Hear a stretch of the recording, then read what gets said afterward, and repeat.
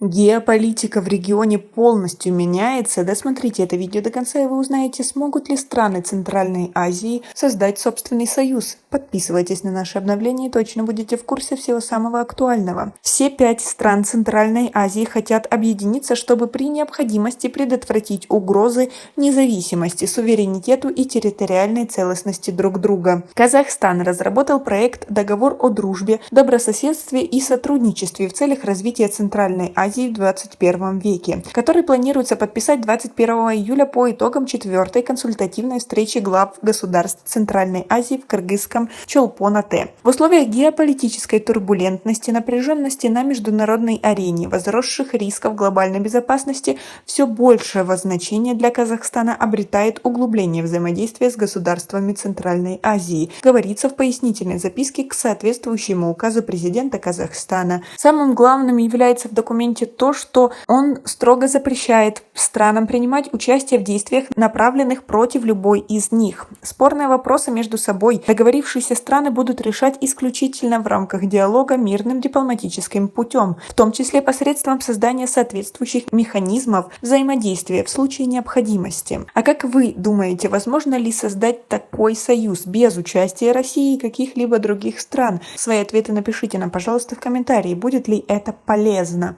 Профессор юриспруденции Шакирджон Хакимов приветствует достижение такой договоренности, но при этом отмечает, что идея не новая, и она еще в первые годы обретения странами региона независимости была предложена экс-президентом Казахстана Нурсултаном Назарбаевым, которого поддержал бывший президент Узбекистана Ислам Каримов. Но тогда идея не была юридически оформлена, так как объединение не хотели некоторые центры силы. Профессор Хакимов пояснил, что Центральная Азия находится в зоне интересов ведущих мировых держав, что обусловлено геополитическим расположением региона, огромным экономическим потенциалом, в том числе наличием обширных запасов природных ресурсов. Он уверен, что объединенная Центральная Азия может противостоять любым внешним силам, не позволяя им в будущем решать какие-то задачи или осуществить какие-то свои цели без учета интересов стран региона. Мы имеем достаточно примеров, когда некоторые страны сил без обсуждения с нами принимали решения за нас по тем или иным вопросам, ограничивая наш суверенитет и независимость,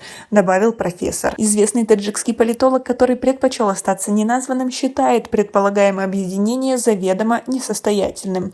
Он видит множество проблем в двусторонних отношениях стран региона. Одно дело подписать какие-то бумаги о дружбе и добрососедстве, совсем другое действительно быть хорошим другом, добрым соседом и в нужный момент оперативно приходить на помощь. О какой дружбе и добрососедстве можно говорить, если граница между Таджикистаном и Кыргызстаном более 1 года остается закрытой, и периодически на приграничных территориях мы убиваем друг друга. Существуют также нерешенные приграничные вопросы между Кыргызстаном и Узбекистаном, а также определенные противоречия между Кыргызстаном и Казахстаном, сказал он. Кроме того, политолог отметил, что любые международные, региональные и прочие союзы де-факто всегда имеют предводителя, вожака, и он даже представить не может, каким образом Казахстан и Узбекистан, которые по своим амбициям находятся примерно на одном уровне, смогут уступить друг другу главную роль. Между тем, эксперт по Центральной Азии и Среднему Востоку Александр Князев сказал, что консультативные встречи глав государств Центральной Азии проводятся уже 4 года, но пока они наполнены исключительно символическим содержанием. Отсутствуют какие-либо прецеденты их практической эффективности. По его словам, регион наполнен большим количеством конфликтов, латентных и вполне откровенных. Было бы, конечно, неплохо, если бы нынешняя консультативная встреча дала какие-то импульсы в этом направлении.